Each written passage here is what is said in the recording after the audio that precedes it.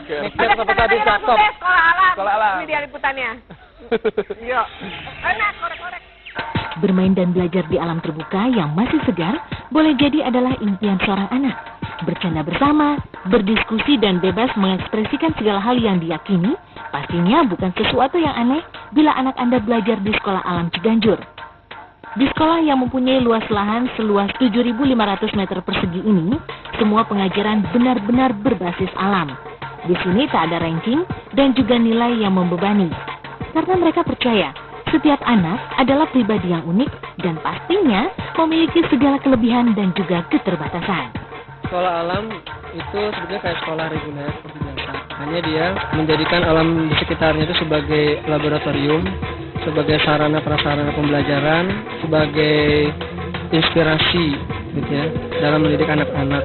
Ini adalah sekolah yang paling pas ya, paling cocok yang kami butuhkan untuk pendidikan anak-anak. Tidak sekolah untuk mengejar ranking gitu, lebih diberi kebebasan dan kemandirian untuk melakukan, untuk memutuskan dan untuk memikirkan apa yang dia lakukan. Sistem pembelajaran sekolah alam memang berbeda dengan sekolah pada umumnya. Di sini anak dididik untuk terjun langsung memahami segala hal yang terangkum dalam sistem pendidikan yang tematik. Sistem subsidi silang yang diterapkan membuat Sekolah Alam Ciganjur ini jauh dari kesan mahal dan eksklusif. Kita fokus pada 3 kurikulum. Pertama kurikulum akhlakul karimah, yang kedua kurikulum kepemimpinan, yang ketiga kurikulum logika berpikir. School taman kanak-kanak 400, untuk SD 4,5, untuk sekolah lanjutan 500. Yang dibutuhkan sekolah seperti ini. Anak-anak itu pengen main aja. Berikan tempat dia bermain, berikan tempat dia belajar. Kalau sekolah lain ke alamnya itu kejauhan. Kalau sih ya lebih dekat sekolah alam lah alamnya. Fisik aku juga bisa jadi lebih bagus. Soalnya kan ada outbound, outfit dan lain-lain. Belajar di alam pastinya sangat menyenangkan. Bukan hanya tradisi melatih kebersamaan lewat outbound-nya yang terkenal, di sini anak diajari sebuah proses. Dan untuk yang satu ini, Market Day di setiap semester adalah momen yang paling dinantikan. Di sini setiap anak-anak dilibatkan secara aktif dalam seluruh proses niaga. Mulai dari mendiskusikan apa yang mau dijual, mencari modal, memproduksi dan membuat display, lalu melakukan promosi sampai bertransaksi, dan akhirnya menghitung untung rugi. Berbeda dari yang biasa memang tidak mudah, itu juga yang dirasakan oleh Sekolah Alam Ciganjur. Sejak berdiri 9 tahun lalu, baru setahun terakhir, sekolah ini mendapatkan legalitas resmi dari Depdiknas. Sekolah alam memang suatu eksperimen yang belum selesai. Tapi yang terpenting adalah apresiasi kita terhadap sesuatu yang baru. Ya, itu dia liputan tentang sekolah alam. Dan mungkin untuk lebih jelas, kita kan langsung ngobrol aja nih dengan Ketua Yayasan Sekolah Alam, yaitu Bapak Dasa Yoga. Selamat pagi, Pak Yoga. Pagi, Pak Yoga.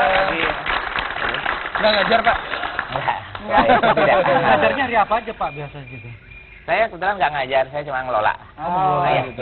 Pengajarnya banyak ya? Pengajarnya sekitar 60 lah, Guru. Iya. Wow. Spesifikasi mereka gimana, Pak? Kebetulan rata-rata sebagian besar adalah lulusan perguruan tinggi negeri ya, TB, IPB, UI, ada di Unsud juga beberapa, Unpad juga, dan beberapa perguruan tinggi lain. Oke. Dan S1 biasanya. Awalnya ini dari mana sih Pak Yoga sampai ingin mendirikan sekolah alam gitu? Jadi sebenarnya dari keprihatinan kita terhadap pendidikan yang kita rasakan bahwa tidak dapat mengakomodasi rasa ingin tahu anak-anak, terus targetnya adalah terlalu banyak ke nilai gitu loh. Padahal anak-anak kan sebenarnya pengen tahu segala sesuatunya, ingin dia ketahui, dan menurut dia itulah pengetahuan. Ada ya ilmu yang dianggap menurut orang lain adalah ilmu, menurut dia pengetahuan gitu loh. Oke. Iya. Ada Dan cara bedanya cepat memang ya? untuk belajar salah satunya dari alam ya? Iya, karena jadi sebenarnya dari alam tuh bisa dieksplor. Dia pengen tahu segala sesuatunya itu bisa dilihat dari alam gitu. Iya. Tapi kan sekarang juga tidak hanya di alam, Pak. Orang lebih suka belajar di mall. Semuanya ada. Menurut Anda gimana? Kita itu harus mencintai alam. Kita tahu modern banget nih. Sebenarnya kalau alam lebih apa ya? Kalau alam biasanya kita bisa touch, bisa Itu yang mungkin yang membedakan dengan Sekolah di sekolah luar lain. dan sekolah di alam. Kalau sekolah biasa itu kan rata-rata yang ini hanya tangan gitu ya untuk nulis, untuk tapi kalau di sekolah alam dia ada pasir, ada tanaman, dia pegang, dia rasakan di atas. Terus kalau kaki di situ ada kayak kolam gitu, dia bisa merasakan air segala macam. Berarti mungkin lebih banyak untuk bermainnya gitu bersama alam gitu ya. Sebenarnya anak-anak itu dilahirkan untuk bermain gitu loh. Oke. Jadi belajar. Jadi kita memisahkan antara bermain dan belajar. Padahal apa yang dia lakukan dengan bermain itu adalah mereka belajar. Tapi kurikulumnya ada seperti sekolah biasa nggak sih Pak? Capaiannya sama. Cuma mungkin metodologinya yang kita rubah gitu loh. Jadi Seperti apa metodenya? Lebih sederhana kayak gini. Kita beli koran, nggak ada yang nyuruh sebenarnya bangun tidur baca koran gitu lah. Kenapa? Karena di koran itu ada pengetahuan. Nah sekarang gimana caranya suatu ilmu didesain menjadi satu pengetahuan yang membangkitkan rasa ingin tahu setiap anak-anak gitu loh. Jadi kayak binatang paling kecil di dunia itu apa sih gitu loh. Itu kan sebenarnya ilmu. Tapi kalau kita desain, wah itu mungkin atau bakteri atau apa, itu jadi pengetahuan. Dia bisa ngomong cerita ke orang tuanya, ke temannya. Aku tahu loh makhluk binatang paling kecil di dunia gitu. Jadi lebih aktif anaknya ya. Betul. Dan ada proses internalisasi dan yang dia sampaikan lagi dia bisa sampaikan. Jadi sekolah alam mereka kalau ditanya kamu belajar apa? Belajar, dia nggak belajar, tidak merasakan itu belajar. Ya, tapi mungkin orang tua di rumah ingin tahu apa sih nilai plus bagi anaknya kalau dititipkan di sekolah itu. Apa manfaatnya bagi dia? Kalau di mungkin ini pertama kan kita nggak pakai ranking, kita nilai bukan adalah sesuatu yang utama gitu.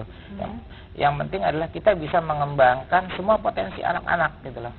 Jadi kalau memang dia nggak suka matematik, ya mungkin dia standar yang minimum dia kasih harus dia bisa, tapi dia bukan anak bodoh gitu loh, karena dia nggak bisa matematik gitu loh. Jadi mungkin di sekolah alam ini lebih ke survival ya gitu ya, mungkin lebih gimana caranya supaya kalau hidup di alam anak ini bisa survive. Sebenarnya gitu. bukan hanya hidup di alam, sebenarnya dia hidup untuk selanjutnya gitu loh. Jadi kalau dia punya kemampuan seni, dia hidup dari seni gitu loh. Nggak harus dia belajar bahwa dia harus jago matematik.